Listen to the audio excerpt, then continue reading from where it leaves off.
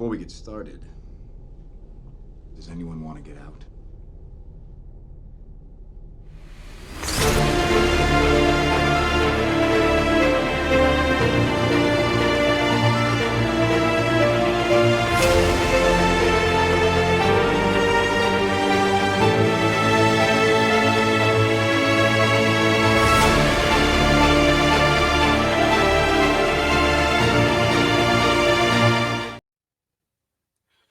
Hello, everybody, and welcome to this week's episode of Rewatch.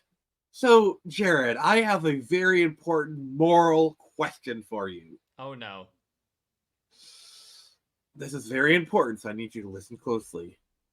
Is it morally justified to scam a scam artist? It's an interesting question. Is it okay to rob from a robber? You're still committing a criminal act, so I would say no.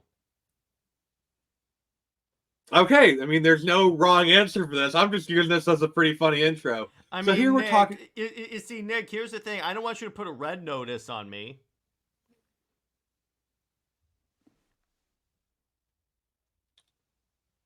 F off, Bard. Hey, that's a scam movie.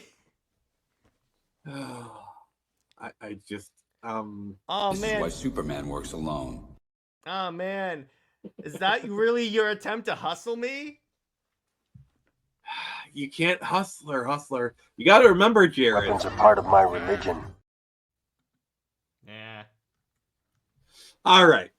So this week we are talking about the episode "The Runaway," which it's a bit of a standalone episode. I'd say this is definitely filler, filler content. But honestly, even the filler of Avatar is just fun. So Jared, what are kind of your initial thoughts of this episode?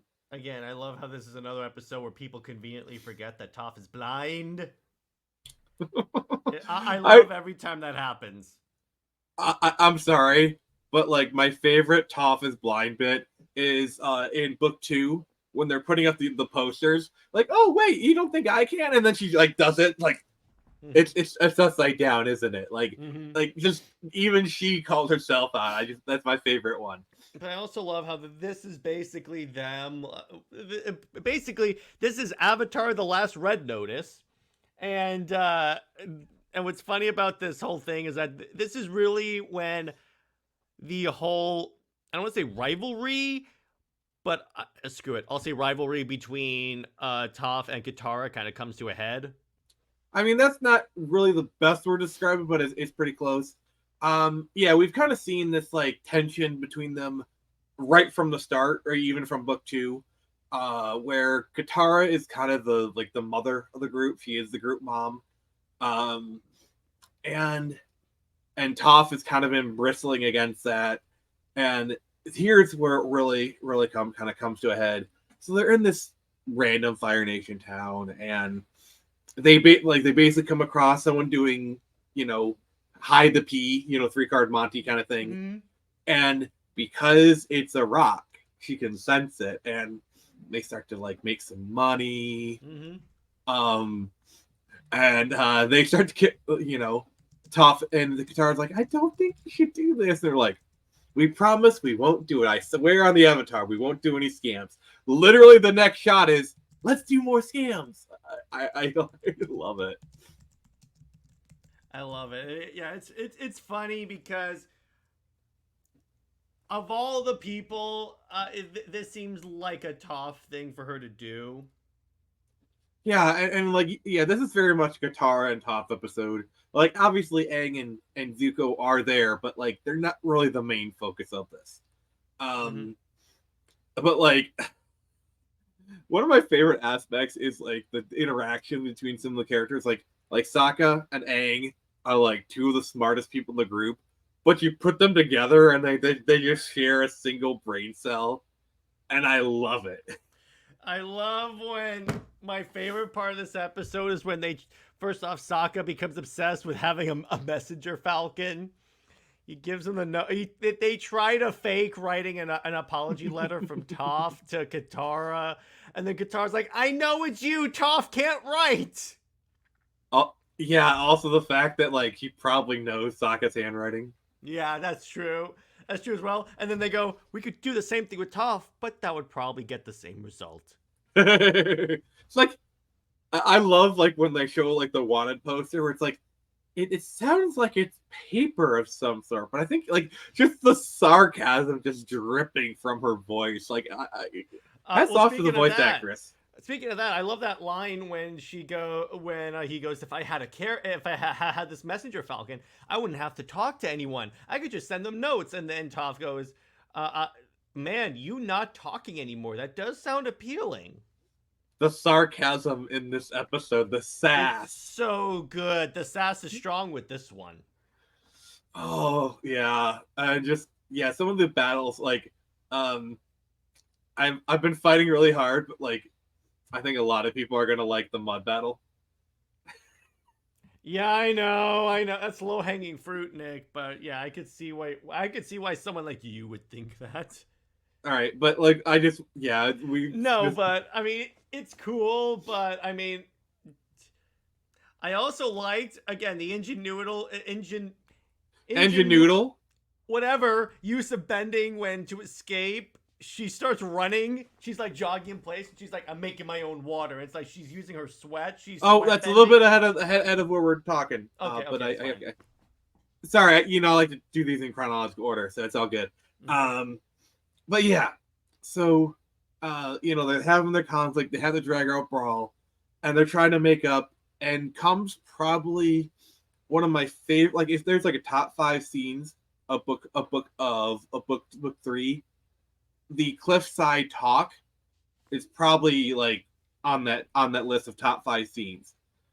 It's really heartfelt. I love that like Katara's right down there. She can hear everything, and when Sokka says he can't remember the face of his mother, that hits so hard. Mm-hmm. That's like crap gets real, and where it's like when he thinks of his mother, he thinks of Katara because she took on the role, and it just shows the face of war. It's what do you think about that moment? Yeah, it's one of those things because again, Nick knows one of my other favorite things besides comic books and stuff is military history and like the particular cost of war. I've written papers about it for school, and it plays into what the show is good for. If it's not showing actual war, it is showing the civilian cost. The cost war has on the civilian population, the emotional toll it takes on people. And bravo to the show for being able to tell that in a respectful manner. Yeah, and I believe this is really the first time that that Toph truly understands like the cost of things, because like I think because she had a very sheltered upbringing, and obviously she's seen some stuff with the gang. But I think this is I think she now sees Katara in a new light, and I do like they kind of come together, and they kind of like, let's do one more scam, just they kind of meet in the middle, and I really like that, and that kind of leads us into the scene where it's like Toph gets captured, and then turns out Combustion Man is here. Like, I'm like, oh no, Cyborg is here. Oh no. He can make things explode with his mind. Yeah, I know. It seems a little overpowered, but I'm like, hey, okay. It's just so terrifying how he doesn't speak. That is the scary part. Yeah, he's kind of the Terminator of the Avatar verse. I can kind of see that. Did even Terminator speak? Have you seen this boy? Come with me if you want to live. but anyway, Hasta vista, baby. God. We need to cover Terminator on your show sometime. But anyway, I'm trying to get back on track here. But yeah, then we get to the part where they're in a wooden. The show, the plan was they thought that they would put They thought that if they got caught, Toph would be put in like a metal cell, which is easier for her to bend because she did that early in the show. She is literally the only person in the world who can bend metal. And then it's like, and that's awesome, by the way, Nick. And then they put her in a wood cell, so they're like, oh no, what are we gonna do? And then I kind of saw this coming when I saw they were focusing so much on Katara's sweat, but when it happens, god damn it, that was awesome. Yeah, I just love the ingenuity of bending. Like I'm gonna be honest with you. If I had to choose one element to bend, it would be water. Water, because water's in everything. Like, yeah, like, and plus, like, water is so versatile. I would be like full Sub-Zero, just like surfer. Okay. I could fake being Aquaman, could have my trident up, and then I would be secretly like doing hand motions to bend water. Or like, let's say I'm being chased by some Atlanteans. I get into a wine shop. There you go. And then you crap the bed. Yes. Does this mean that Mira is a waterbender? Well, she kind of is because she has aquakinesis power. So, Mira, the last waterbender. Okay, we're gonna have to do a stream of Katara versus Mira at some point. Katara wins. I'm gonna have to disagree with you on this one, Nick. We haven't gotten to an episode that will change your mind. Okay. Katara gets it's in the season, obviously, and Katara gets a very, very OP ability. Just saying. Okay. We'll see. We'll revisit this, but the point is... Let's just say this is a hint. So you could say Katara is the Mira of Avatar, only she's not played by an annoying actress. And Katara doesn't crap the bed, so... As far as we know, there is extended lore. And in the extended lore, she does not crap the bed. I'm sure there are points that are not covered by the extended lore. Rule 34 aside. I love annoying Nick so much, like his utter descent into I'm going to reach through my computer screen and kill this man. Ah! I find your lack of faith disturbing. Oh crap, that actually worked. It actually worked. I love how you just jump up right after it. That was funny. Yeah, I'm like, I'm back. You couldn't even kill me properly. So what do you think of like when Combustion Man, we started to get like that fight with him? How cool was that? Well, anything with Combustion Man is cool because it's just the way he fights them without a single word and the amount of power that dude has. And I'm watching this and I'm like, how are they gonna beat this guy? Well, the thing is, the way to beat him was actually shown in this episode. You notice how that pebble kind of landed onto his eye and he was having trouble doing it? So the eye... That will come into practice later on the season, so remember that, Jared.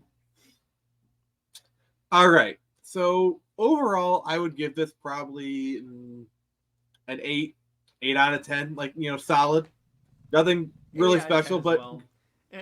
Because, again, like you said in the beginning, it's a filler episode, but it's an enjoyable one. So, yeah, 2 points off is fine.